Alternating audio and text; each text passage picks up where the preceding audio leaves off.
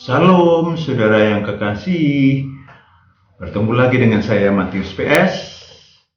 Kali ini saya akan bercerita tentang kisah nyata saya, bagaimana Yesus Kristus sudi menemui saya sekitar tahun 84, tapi kronologisnya akan saya sampaikan kepada saudara. Walaupun hal itu membanggakan, tapi bukan itu yang utama. Yang utama adalah bagaimana selanjutnya ketemu Tuhan Yesus. Saya Matius PS, tapi sebetulnya nama saya Murhadi PS karena ibu saya orang Jawa, ayah saya orang Batak, nama Batak saya Partomanon. Dari kecil saya memiliki apa yang disebut kesaktian. Walaupun saya bukan paranormal, tapi bisa melihat orang dari gelas video seseorang. Dari dalam gelas, tapi gelasnya nggak gini, harus polos. Kalau tidak, video hitam putihnya tidak akan kelihatan. Jadi saya bisa melihat, saya tinggal menyebutkan nama seseorang dan orang itu akan muncul di sini. Belum ada video, saya sudah punya video, saudaraku. Saudaraku yang kekasih, dan saya bisa memukul orang dari jarak jauh, tapi hal itu tidak pernah saya lakukan. Saya tahu bisa, tapi saya tidak lakukan karena konon kabarnya ilmu itu ada ilmu putih, sehingga saya tidak boleh menjahati orang lain. Memang saya keturunan orang sakti. Ayah saya seorang yang sakti juga dan bisa menyembuhkan orang, bisa banyak orang datang untuk disembuhkan. Tetapi kami harus makan setengah centong nasi di tahun 60-an. Dan apa yang terjadi, saudaraku? Tidak mau ayah saya dibayar dalam bentuk apapun oleh orang-orang yang disembuhkan. Ada yang lumpuh disembuhkan, bawa beras, suruh bawa pulang. Padahal kami butuh makan. Saya ingin sampaikan kepada saudara, saya Kristen dari kecil. Saya menyembah Yesus, tapi nggak tahu siapa Yesus. Pertanyaannya yang berkali-kali dan terulang-ulang adalah, mengapa kalau Yesus itu Tuhan, Yesus itu ada, kok kami miskin? Saya harus berjualan koran bekas untuk menghidupi adik-adik saya. Ayah saya sudah pensiun. Saya harus berjualan majalah bekas untuk kehidupan sehari-hari dari kelas 5 SD. Pertanyaan dan pencarian saya tentang Tuhan bergaung terus-menerus sepanjang hidup saya waktu itu. Kenapa? Ketika saya berhasil tamat SMA, saya merantau ke Jakarta, dan kemudian saya kuliah, tetapi hidup saya ikut orang, saudara-saudara kebetulan kaya, saya ikut, tetapi saya tidak mau membebani mereka. Saya menjadi pembantunya dan seterusnya. Saya tetap miskin. Waktu saya bekerja pun saya tetap miskin. Pas-pasan itu. Sehingga padahal saya orang baik. Saya selalu berbuat baik. Pertanyaan konyol saya adalah, kenapa kok saya miskin? Saya lanjutkan dengan pertemuan saya dengan orang sakti. Suatu hari ada orang yang mengundang saya ke Gunung Slamet untuk bertemu dengan seorang sakti. Saya tidak ingin sebut namanya, tetapi saudaraku, ketika tahu undangan itu membuat saya harus menyembah beliau di Gunung Slamet, saya membatalkan. Saya nggak mau menyembah manusia yang manapun sampai hari ini. Ya, saya hanya menyembah Tuhan yang tanda tanya. Saya waktu itu tidak tahu Tuhan itu apa. Akhirnya saya diundang ke sekretarisnya di Tebet.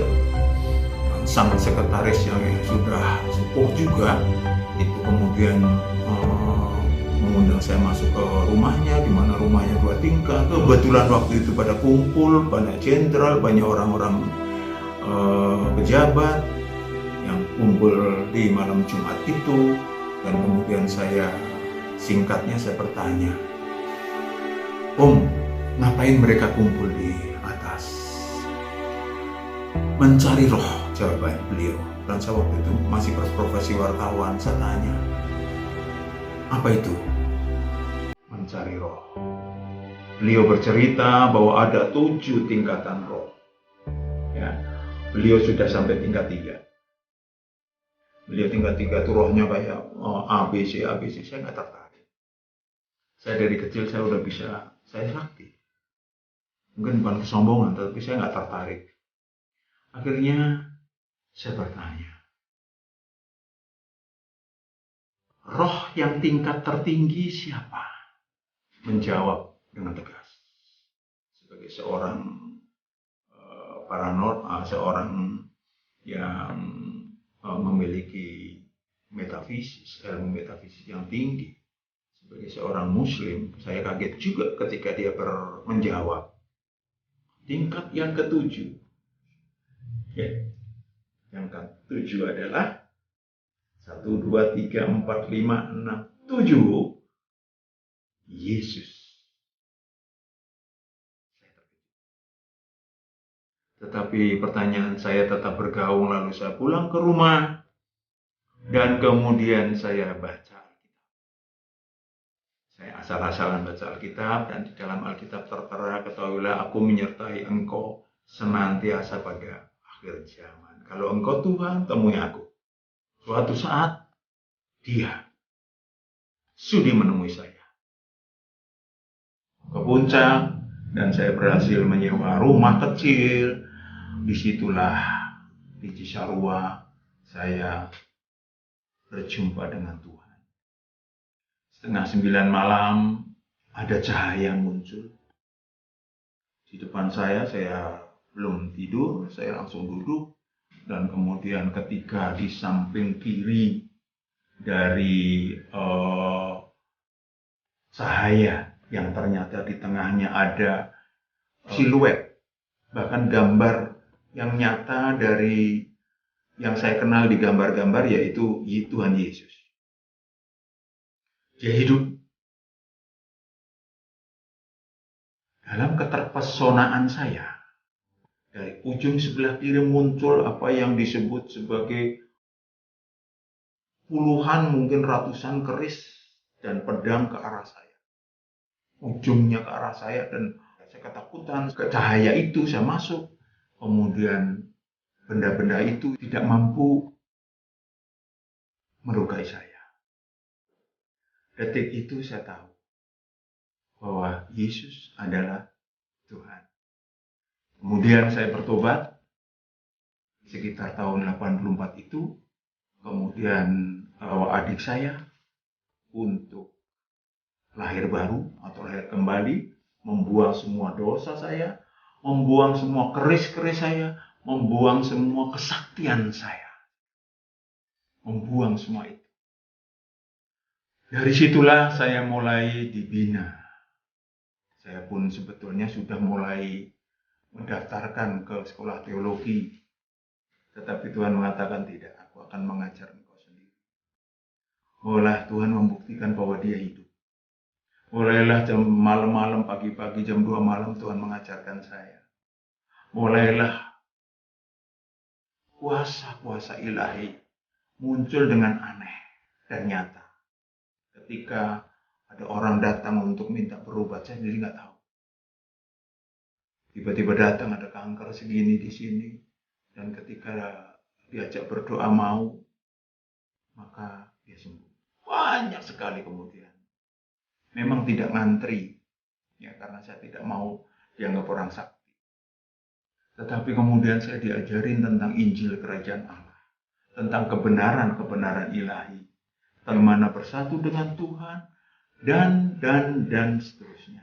Menyampaikan kepada manusia lain tentang kehidupan bertuhan, hidup bersama Tuhan yang hidup.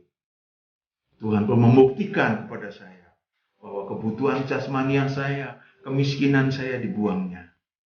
Yang tadinya kontrakan saya diusir, saya dikasih rumah, saya dikasih villa, karena saya minta Tuhan, saya mau minta tempat itu. Tuhan mengatakan tidak. Tuhan berikan tanah, Tuhan berikan villa, dan seterusnya. Amin.